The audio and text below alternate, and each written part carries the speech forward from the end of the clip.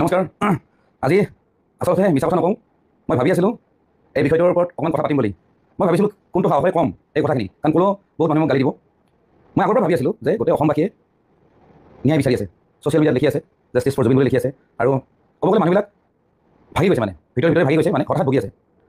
মানে এনেকুৱা ক'ৰবাত মানুহবিলাকে ফিল কৰিছে যে জুবিনে ন্যায় নাপাব নেকি, বা চৰকাৰে ক'ৰবাত নহয় ক'ৰবাত অপৰাধীসকলক মানে ৰক্ষণাবেক্ষণ দিছে নেকি, এনেকুৱা ধৰণৰ কথা মানুহবিলাকে ভাবি আছে। অভিয়াছলি ভাবি আছে, ভাবিবই দিয়কচোন, কাৰণ আমি সচৰাচৰ যিবিলাক মানে ডিচিশ্যন লওঁ, আমি পটকে লওঁ। আমি যদি কাৰোবাৰ লগত কাজিয়া লাগিছোঁ নহয়, আমি পটকে তাৰ ঘৰত যাম, নহ'লে মাৰি দিম, কিবা দিম, এনেকুৱা ধৰণৰ কথা। আমি মানুহবিলাক তেনেকুৱা। মই ক'লোঁ বেছিভাগ মানুহে ভাবি আছিলে যে জুবিনদাৰ ফেমিলিয়ে বা ফেমিলি যিখিনি মানুহ আছে তেওঁলোকে কিয় প্ৰতিক্ৰিয়া কিয় দিয়া নাই, বা তেওঁলোকে ন্যায় লাগে বুলি এবাৰো কোৱা নাই। কোনেনো ফোন কৰে। ইভেন গৰিমা বৌয়ে আজিলৈকে কোনো মানে মন্ত্ৰী পোৱা কৰা নাছিলে। আজি কিন্তু আগবাঢ়িছে দেই। মই একচুৱেলি ভিডিঅ'টো মই সেইকাৰণে কৰিব আহিছোঁ।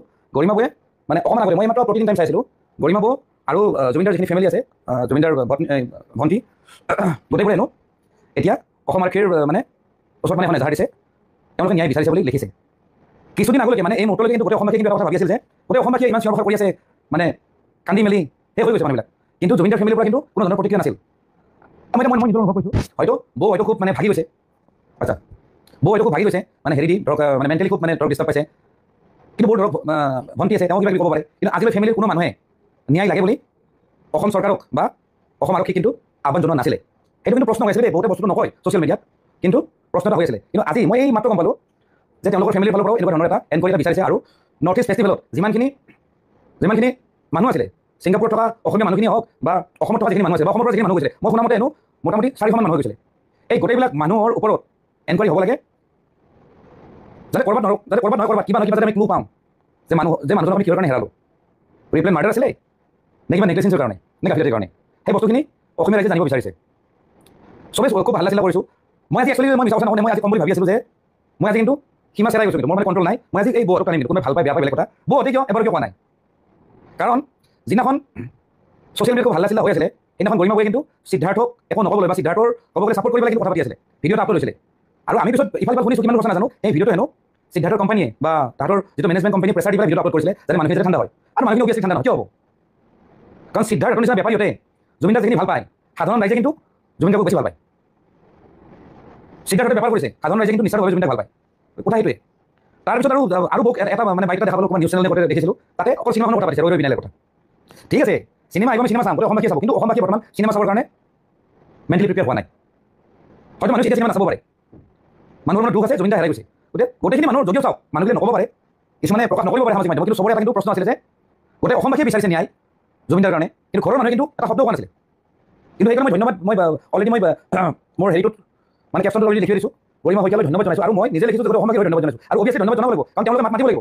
আজি আমি হাজাৰ কিবা কথা নহয়, আমাৰ কথাখিনি যদি অসম চৰকাৰে যদি 50% যদি নহয়, আজি তেওঁৰ ফেমিলিয়ে যদি কিবা এটা দাবী কৰে বা লাগে বুলি কয়, তেতিয়াহ'লে অসম চৰকাৰে আৰু বেছি তৎপৰভাৱে কাম কৰিব। কাৰণ যিহেতু ফোন আহি আছে, বেয়া নাপাব, কাৰণ যিহেতু গৰিমা শইকীয়া গাৰ্গ হ'ল জুবিন গাৰ্গৰ অৰ্ধাংগিনী, অভিয়াছলি তেওঁৰ এটা শব্দই মেটাৰ কৰে। কিন্তু ইমান দিনে তেওঁ নিমাত আছিলে, আৰু সেইকাৰণে ছ'চিয়েল মাধ্যমত, ছ'চিয়েল মানে মিডিয়াত হওক বা সামাজিক মাধ্যমত বহুত মানুহে এইটো ক'ৰবাত নহয় ক'ৰবাত চিন্তা কৰিছিল বা আলোচনা কৰিছিল যে তেওঁলোকে মাত মাতি, কিন্তু আজি কিন্তু তেওঁলোকে মাত মাতিছে, আৰু সেইটো মই বিৰাট ভাল পাইছোঁ। মানে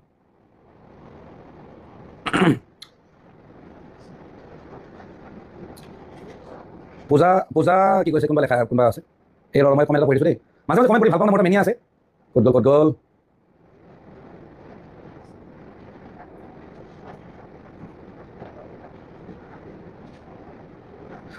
অজিত বৰুৱাই লিখিছে, পূজা দেখাৰ ইচ্ছা নোহোৱা হৈছে।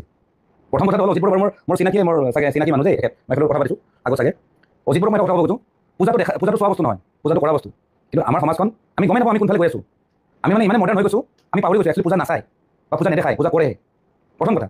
আৰু কিছুমানে ক'ৰবাত খুব মানে ছ'চিয়েল মিডিয়াত মানে খুব হাল্লা চিল্লা কৰি আছে যে দুৰ্গা পূজা হ'ব নালাগে, সেইটো কিন্তু ভুল ধাৰণা।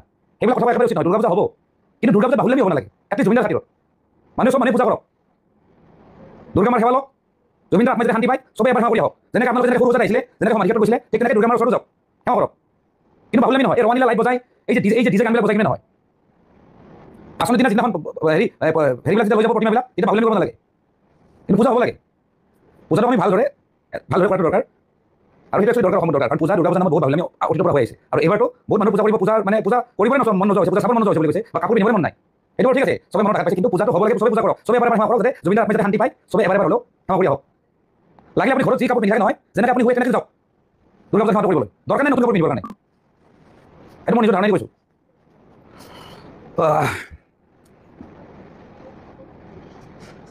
ভিক্টৰ দাস আৰু অজয় ফুকনক ইতিমধ্যে দুবাৰকৈ গ্ৰেপ্তাৰ কৰিছে। সিহঁতৰ কি খবৰ আৰু খবৰ কি? আচ্ছা, লোকমান মুছেলে লিখিছে। মই কিবা কৈছোঁ, কি হ'ল? অ'কে, ভিক্টৰ দাস আৰু অজয় ফুকনৰ কথাটো চাওক। ভিক্টৰ দাসৰ লগত মোৰ খুব মানে ক'ব গ'লে বেয়া নহয় ৰিলেশ্যন, ভালে কথা পাতো। অজয় ফুকনৰ লগত মোৰ বহুত বেছি ক্ল'জ। কিন্তু এইখিনিতে কথা মই আগতো কৈছোঁ, মই যোৱাকালি দুটা ভিডিঅ' আপলোড কৰিছোঁ, মানে লাইভ ভিডিঅ'। তাত মই কৈছোঁ যে মানুহ কিছুমানে মানে ৰাজনৈতিক মুনাফা লোৱাৰ কাৰণে উঠি পৰি লাগি গৈছে। জুবিন গাৰ্গৰ মৃত্যুক লৈ ৰাজনীতি কৰাটো উচিত নহয়, মই যোৱাকালি কৈছোঁ। আৰু আপোনালোকে যদি ভালদৰে যদি মোৰ ভিডিঅ' যদি চাইছে, মোৰ ভিডিঅ' যদি আপোনালোকে সঁচাকৈ যদি চাইছে, কালি দুটা মই ভিডিঅ' আপলোড কৰিছিলোঁ, দুটা লাইভত। প্ৰথম লাইভত মই যিখিনি কথা পাতিছিলোঁ নহয়, আজি মুখ্যমন্ত্ৰী ডাঙৰীয়াই একজেক্টলি সেইখিনি কথাই কৈছে, একজেক্টলি সেইখিনি কথা কৈছে। মই একদম দেখাই দিব পাৰোঁ, একজেক্টলি সেইবোৰ কথাই কৈছে।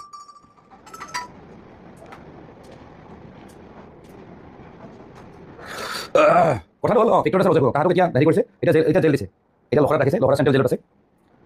যিখিনি মানুহে নাজানে মই তেওঁলোকক মানে ইনফৰমেশ্যনটো দিলোঁ, তেওঁলোকক ইয়াত পঠাই দিছে। কথাটো হ'ল জুবিন গাৰ্গক মনত চব মানুহে ভাল পায়, অকল অজয় ফুকনে ভাল নাপায়, বা অকল ঋতু কলিতাই ভাল নাপায়, বা অকল ভিক্টৰ দাসে ভাল নাপায়। মই ভাবোঁ মোতকৈ ভাল পোৱা মানুহ অসমত বহুত আছে। কি হ'ল?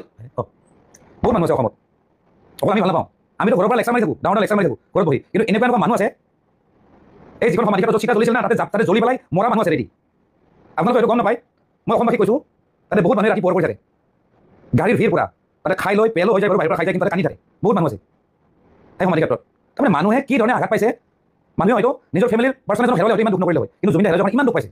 যিবিলাক মানুহে হাৰ্ড ৰক গান শুনে, যিবিলাক মানুহে ৰেগে গান শুনে, যিবিলাক মানুহে ইংলিছ গান শুনে, মানুহবিলাকে ফোন কৰি থাকে বৰ ডাঙৰ সমস্যা দেই। যিবিলাক মানুহে জুবিন গাৰ্গৰ গান নুশুনে, সেইবিলাক মানুহে কিন্তু আজি ৰিয়েলাইজ কৰিছে যে আমি কাক হেৰালোঁ। অলপ আগতে মোৰ বন্ধু এজনে ফোন কৰিছে যে আমি ৰিয়েলাইজ কৰিছোঁ, গমেই পোৱা নাছিলোঁ যে জুবিন দাক আমি ইমান ভাল পাওঁ। মানুহ কয় নহয়, মানে প্ৰথমতে গম নাপায়, ওচৰত থাকিলে সেই হীৰাৰ মূল্য নাজানে, যেতিয়া হেৰাই যায় নহয় তেতিয়াহে তেওঁ ফিল কৰে। মই জানো অসমৰ প্ৰত্যেক মানুহৰ ক্ষেত্ৰত সেইটো হৈছে। বহুত মানুহ জুবিন গাৰ্গৰ গানেই নুশুনে, কিছুমানেতো ডিস্কো ঘূৰি মৰে, এই পাগলা পাগলী গানবিলাক শুনি পৰে, তাতে ইংলিছ গানবিলাক নাচি পৰে ডিস্কোত। কিন্তু সেইবিলাক মানুহ কান্দিছে, সেইবিলাক মানুহে আজি ৰিয়েলাইজ কৰিছে যে জুবিন গাৰ্গক আমি হেৰালোঁ। যিখিনি মানুহ ওচৰত থাকিলে, ৰাস্তাত থাকিলে কি ফটো উঠিম জুবিন গাৰ্গৰ লগত। মই নিজে পাইছোঁ, মই বহুত জেগাত জুবিন গাৰ্গৰ লগত ঘূৰিছোঁ। কিছুমান মানুহে কেৰাকে নাচায়, চাই হয়তো জুবিন দেখোন এনেকুৱাই। কিন্তু সেই মানুহখিনি আজি ৰিয়েলাইজ কৰিছে, সেই মানুহ কান্দিছে যে মই ইমান ওচৰৰ পৰা পোৱাৰ পিছত মই জুবিন গাৰ্গৰ ফটো নুঠিলোঁ। মই তেওঁলোকক বেয়া পাই পোৱা নাই, মানুহে হয়তো কেতিয়াবা ৰিয়েলাইজ নকৰে যে তেওঁ ওচৰৰ পৰা কোন কাক পাইছিলে। আজি গৰিমা শইকীয়াকে নিজে তেওঁৰ জুবিন দাৰ পত্নী তেওঁ নিজে কৈছে, তেওঁ ৰিয়েলাইজ কৰিছে যে তেওঁৰ লগত ভগৱান আছিলে। কথা সেইটোৱে।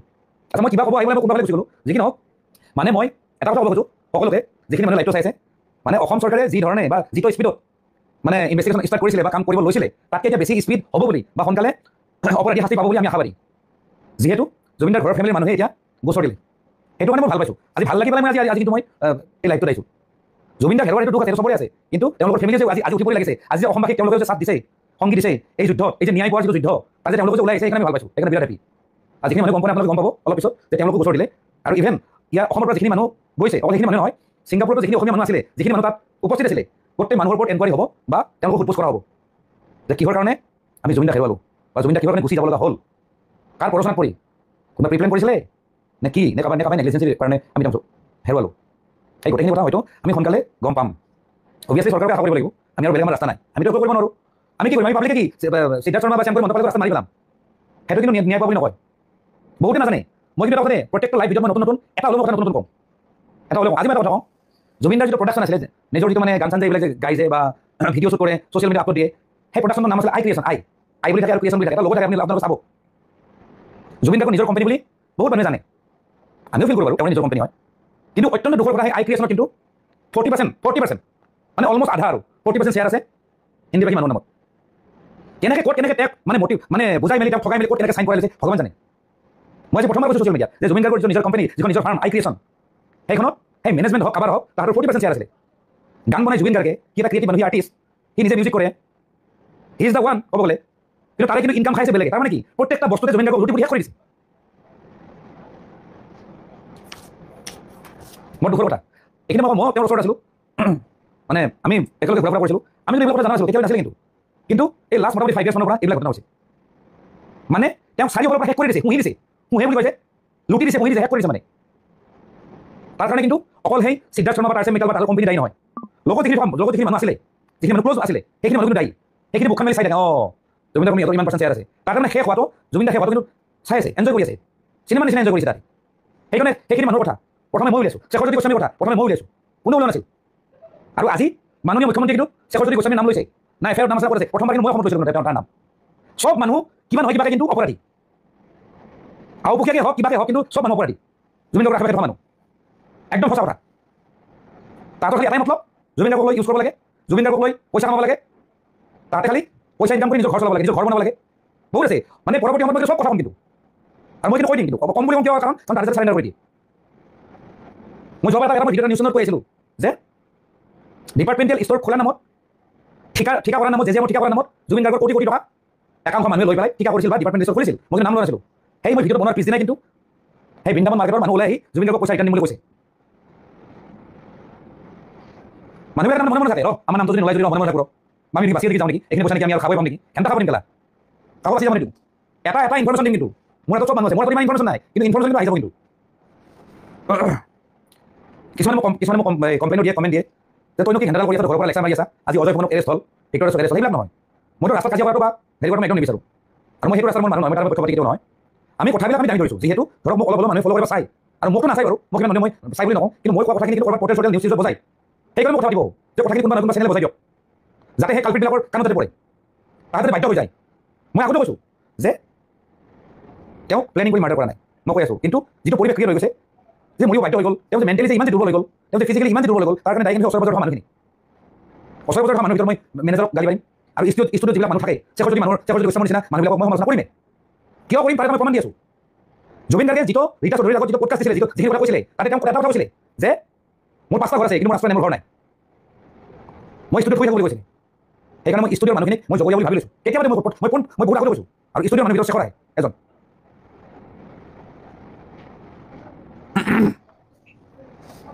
মই কিন্তু কথাই নকওঁ, কোনোবাই মোক ভাল পাব পাৰে, বেয়া পাব পাৰে, মোৰ মতলবে নাই, মোৰ একদম মতলব নাই, মই একদম চিৰিয়াছলি ক'লোঁ, মোৰ মতলব নাই। প্ৰথমবাৰ যিদিনাখন তেখেতৰ বডিটো যেতিয়া লৈ অহা হৈছিলে ইয়ালৈকে, এই কিটো পাহৰি যাওঁ, সৰু বজাৰলৈকে যেতিয়া লৈ আহিছিল নহয়, তেতিয়া মই যিখন গাড়ীত আহি আছিলোঁ মই এটা লাইভ কৰিছিলোঁ। মন যায় কিবা এটা কথা ক'ব মন যায়, মই বোলো লাইভ কৰি দিম আৰু ইমান ৰেকৰ্ড কৰি পিছত এডিট কৰি কিবা কৰি মোৰ এইবিলাক ধৈৰ্য নাই, কালাৰ চালাৰ দি পেলাই এডিট কৰি পেলাই এইবিলাক কথা কোৱাৰ ধৈৰ্য নাই, কাৰণ সেইটো মেণ্টেলিটি মোৰ নাই, মোৰ এই মুডটোৱে নাই। মোৰ কোনো ভিডিঅ' ক্ৰিয়েটৰ ডিজিটেল ক্ৰিয়েটৰ ঘণ্টাডাল মোৰ কোনো এটা মতলব নহয় হৈছিল, মই সেই মুডত নাই, মই নোৱাৰোঁ কাম কৰিব। সেইকাৰণে ডাইৰেক্ট লাইভত আহোঁ, সঁচাই মিছাই মুখে যি ওলাইছে ভালে বেয়াই ভাষাই কথা পাতি দিছোঁ। মই সেই লাইভটোত এটা কথা কৈছিলোঁ যে জুবিন গাৰ্গে ঘৰত কিন্তু ষ্টুডিঅ'ত থাকে, ষ্টুডিঅ'টো তেওঁৰ মন্দিৰ বুলি ভাবে, তেওঁ এইটো সাধনা ক্ষেত্ৰ। আমি বুজিম, আমি ওচৰৰ পৰা পাইছোঁ। যিজন জুবিন গাৰ্গক ৰীতা চৌধুৰীয়ে ইণ্টাৰভিউটো লওঁতে উলিয়াই আনিছে, আজি গোটেই অসমীয়া ৰাইজে দেখা পাইছে, সেই জুবিন গাৰ্গক কিন্তু আমি বহুত দিন আগতে আমি চিনি পাইছিলোঁ। আৰু সেইকাৰণে মই মন্তব্য দিম, মই কৈছিলোঁ যে আমাৰ কথা শুনিব, হেণ্ডেল শুনিব নেকি, অসম চৰকাৰক কৈছোঁ, হেণ্ডেল আমি অসম চৰকাৰ বুলি কওঁতে ক'ত আমাৰ অসম চৰকাৰে আমাৰ কথা শুনিব। আমি কৈছিলোঁ যে তেওঁ ষ্টুডিঅ'ত নিয়াটো দৰকাৰ, ঘৰটো নিয়ক, ঘৰ হিচাপে নিব লাগিব, দেউতা থাকে, ভনীয়েক থাকে, চব থাকে, এভৰিথিং থাকে, গোটেই ফেমিলি আছে, কিন্তু ষ্টুডিঅ'ত নিব লাগে। আৰু ষ্টুডিঅ'ত নিব লাগে বুলি মই কৈছিলোঁ, তাৰ প্ৰমাণটো সেইটো সেই পডকাষ্টত চাব যে তেওঁ যিমানকি ঘৰ নাথাকক তেওঁ সকলোকে ফিল কৰি আছিল, তেওঁ ষ্টুডিঅ'ত শুই থাকে, তাত নিব লাগিছিল। মই কৈছিলোঁ এইটো কথা, চৰকাৰে কিহৰ কাৰণে নিব নোৱাৰিলে, হয়তো ট্ৰেফিক জাম হ'ব বা কণ্ট্ৰল কৰিব নোৱাৰিব, সেইটো পিছৰ কথা, কিন্তু মই ক'ব লগাখিনি মই কৈছিলোঁ। কিন্তু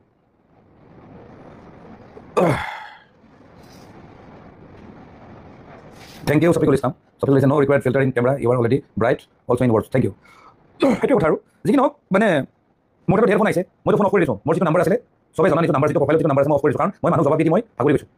তাৰপিছত মোৰ পাৰ্চনেল নাম্বাৰ উলিয়াই বহুত মানে ফোন কৰিছে, বহুত মেছেজ দি আছে যে আমি ন্যায় নাপাম নেকি, বা জুবিন ন্যায় নাপাব নেকি, মানুহে মানে ভাগি গৈছে। মই কথা এইখিনি ক'ব খোজোঁ যে চৰকাৰে হয়তো কাইলৈৰ পৰা কিবা এটা বেলেগ এটা ষ্টেপ ল'ব, হয়তো স্পীডটো বঢ়াই দিব, কাৰণ যিহেতু জুবিন গাৰ্গৰ নিজৰ ফেমিলিয়ে যিহেতু ন্যায় লাগে বুলি বা গোটেইখিনি মানুহৰ ওপৰত তদন্ত হ'ব লাগে বুলি যিহেতু তেওঁলোকে লিখিতভাৱে গোচৰ দিলে, গতিকে অকণমান হয়তো স্পীডটো বাঢ়ি যাব বা চৰকাৰে অতি শীঘ্ৰে হয়তো কামটো কৰিব।